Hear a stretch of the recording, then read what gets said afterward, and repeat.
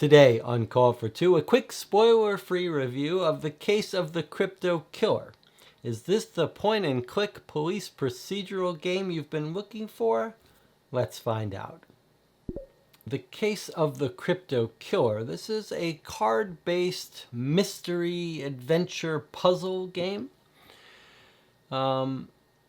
New but released without fanfare, cost about $15 on Amazon. I purchased it myself the way I do all of the games here. I have no relationship with any publisher. It is a short and easy game. I would say maybe take you an hour or so to play. We played it on YouTube over the course of 3 hours, I think. It is entirely analog. There is no need to use the internet here, and that's quite an accomplishment, and it's done well. There is no replayability, but nothing gets damaged. You can pass it along or trade it or sell it when you finish. I've said this is going to be a spoiler-free review, but I do need to open up the box to show you the components, walk you through things a little bit, to give you some idea of how this game works and some of the mechanics that are quite clever. So it's got this board game style box here, but when you open up this box, you get a bad surprise, which is it's really a small card-based game that does not need a big box. It's got a little deck of cards, about 50 cards or so, some folded things, and 2 little books, and that's it. It's 99% empty box. There's no secret wonderful surprise underneath this here. But let's take a look at this. So here we've got our deck of cards. There are 53 of them. Okay. Then we've got scene cards, which are oversized pictorial things. I'm going to show you 1 or 2 of those in a second. And then we've got the rules. Now let's take a look at this. There are the components. Okay, so it tells you how to play, and what do you do here? There's basically 2 icons on the cards. One just tells you to draw a card by number, and the other are used for combining cards, and that's most of what you'll do here is combine cards. And we've seen this mechanic in a lot of these card-based adventure games, and they all have their different little way to combine cards. Some line up lines. We've seen one now with a window in the back. And this one does something slightly different, and I'll show you. But one of the interesting things is most of this rule book, this covers the rules, but then the rest of the contents of this book are lookup numbers. So those are full of spoilers. Don't pay attention to those. And then there's this matrix here, this grid for looking up how to combine cards by number. And it's all symmetric, so it doesn't matter what card you put on the X or Y axis. You combine cards by looking up where they are. It gives you a number, and then you look that up in the book. And I'm going to show you that so you get a feel for how this works. So when we start the case, what have I forgotten? We start at scene 0. So there are 0, 1, 2, 3. Okay, scene 0 just starts you out. And you can see this is fairly typical of the art. I'm going to show you scene 1, 2, which is the scene of the crime, because that doesn't spoil anything. That's where you'll go immediately. But you can see you've got a sort of photorealistic drawing. As soon as you opened up this scene, you would go grab cards 13 and 19. I'm going to show you these cards. You'll have to take my word for it that I'm not spoiling anything, but if you want to just jump ahead with the timestamps over this, that's fine. Now, 13, this is very useful to get a feel for how this game works. 13 is a set of tools. You can see these all have the puzzle pieces that tell you these combine with other cards. So you can combine the magnifying glass, the tweezers, the fingerprint duster, or the ink pad with any other object that you see as a puzzle piece.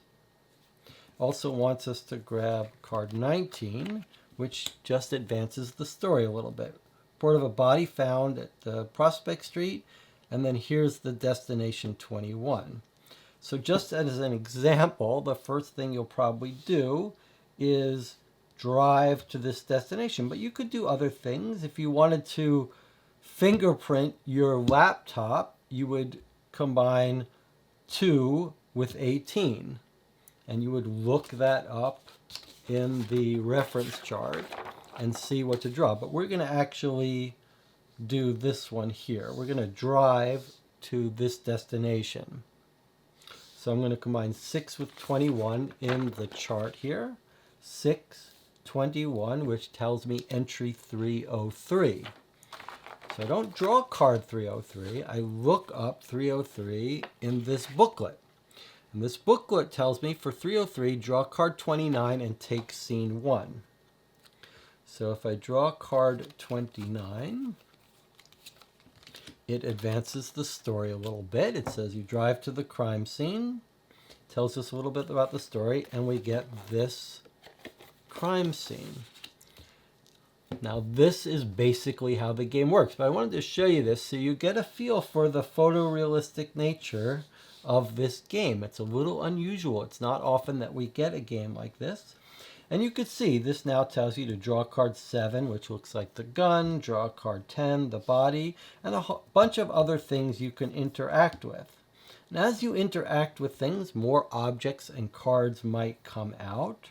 And it does feel like a little bit of a choose your own adventure. Sometimes you can cause bad things to happen by interacting with them, but it's also a police procedural. You're doing fingerprinting, ink pad, tweezers, magnifying glass. It does feel like a real police procedural game.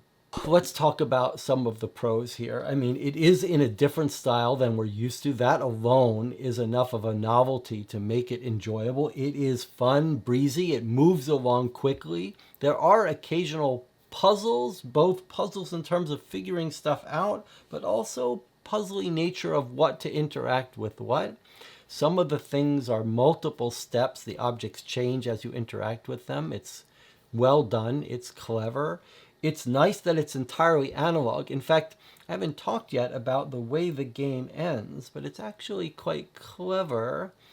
When you get to the end and think you understand the mystery, you sort of bring out these cards that are the confrontation at the end, and you go through a little bit of a multi-step thing where you confront the person with the evidence, and you have to figure out what evidence would prove the case.